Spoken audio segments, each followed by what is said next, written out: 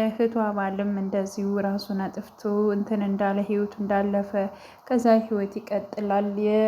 የባሏ ቤተሰቦች የባሏ ቤተሰቦች አሁን ላይ እያስቸገሯቸው እንዳለ እንደሚያስፈራሯቸው እና የሚፈልጉትን ነገር ብዙ ነገር አድርገው አሁንም ደግሞ እንዲኖሩ ይብን አልፈቀዱላቸውም ማለት ነው። እና በዚያም ምክንያት እጅግ በጣም ሰው መቅረብም አትፈልግም እንደዚህ በፍቅር ደረጃ ማለት ነው። በባለፈው ፓርት እንደውም ስታወራ ሰምታችሁት ከሆነ ስለምን ፍቅር ነው የምታወሪው? ይብን ራሱ እህቷ የሆነ ፍቅር ነገር እንዳትጀምር ራሱ ሰኒን ትመክራታለች ማለት ነው። ማለት ከደረሰባት ከሆነባት አንጻር ማለት ነው።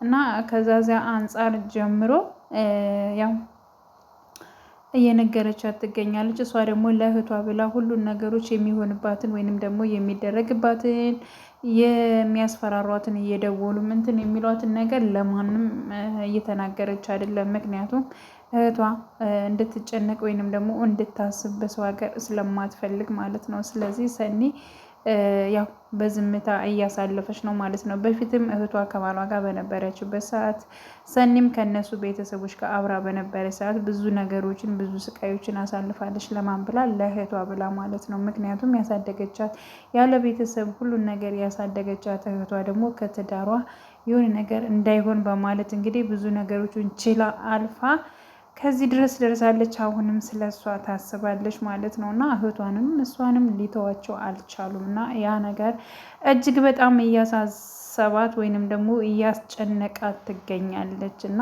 ይሄ ፍቅር የሚባለውን ሰው አምኖ መቅረብም አትፈልግም። ይብን ቀለበት ራሱ በእጆቿ አድርጋ በቃ እንዳገባ ህይወት እንዳለው ሰው ማለት ነው፣ ህይወት እንደጀመረ ምንም አይነት ነገር አልፈልግም በማለት እንግዲህ በዚህ መልኩ እንትን ብላለች ማለት ነው። እንግዲህ ሰኒም ማለት ነው ያው እነ ጽናትም እነ ምሩም እንግዲህ ሁሉን ነገር ስትነግራቸው በጣም ገርሟቸዋል። ምክንያቱም በጣም ሳቂታ ተጫዋቷ ሰኒዬ ይህን ሁሉ ነገር በውስጧ ችላ እንደዚህ ትጫወታለች፣ እንደዚህ ትስቃለች፣ የኔን ደስታ የመለሰ አምላክ ያንቺንም ደስታ ይመልስልኝ ስትል እንግዲህ ያው ጽናት ሰምተናል ማለት ነው። እና እውነት ነው ሰኒ ስትጫወት ስትስቅ ነው ደስ የምትለው። እና ሀሳቧም ተሟልቶ ነገሮቹ ሰላም ሆኖ ደግሞ የእሷ ሰላም እንዲመለስ የእህቷም ሰላም እንዲመለስ የሁላችን ምኞታችን ነው።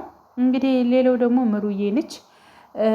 በ62 ፓርት ላይ እንግዲህ የምሩ አማት ወይንም ደግሞ የናሆሜ እናት ወደ ምሩም ቤት መታ ነበር። እንግዲህ ከናሆሜ አባት ጋር መተዋወቅ አለብሽ በማለት ከዚህ በኋላ የሆነ ነገር መፈጠር መቻል አለበት፣ ሁለታችሁ በአንድ ጣራ ቤት እስከሆናችሁ ድረስ ሌላ ነገር ሳይመጣ ተሎ ብሎ ወደ ሰርግ መሄድ አለበት ምናምን በማለት ልጅ መውለድም አለባችሁ በማለት አይ ለልጅ እኮ ብንቆይ ችግር የለውም ገና ነን በማለት እንግዲህ ምሩ ለናሆሜ እናት ትናገራለች ማለት ነው። የናሆሜ እናት ደግሞ እንግዲህ የዛሬ ጊዜ ልጆች ደግሞ እንደዚህ ነው የምትሉት፣ ቢያንስ እንኳን ከእሱ አንቺ ትሻያለሽ ብዬ ነበረ፣ ስለዚህ ይህ ምንድን ነው ልጅ በድሎ ያድጋል እያሉ ሲናገሩ ሰምተናል ማለት ነው። ምሩዬ ይሄ ነገር በጣም እያስጨነቃትና በጣም እያሳሰባት ይገኛል። ይብን ራሱን ለናሆሜ አልነገረችውም ማለት ነው። እና ምሩዬ ታማሚ ነች፣ የልብ በሽታ አለባት። እና ይሄ ነገር ትችላለች አችልም የሚለውን ነገር እንግዲህ እሳቸው አልገባቸውም፣ ወይንም ደግሞ ናሆሜ ጋርም ግልጽ ሆናም አላወራችም። ያው ምሩም ማለት ነው ማለት ማዘር ይሄን ያክል እንደምትፈልግ እንትን እንደምትል በእርግጥ ለናሆሜም ትናገራለች፣ ግን ደግሞ እናትየው የተረዱ አይመስለኝም። ናሆሜ በመጀመሪያ ሁሉን ነገር በግልጽ መናገር ነበረበት ብዬ አስባለሁ።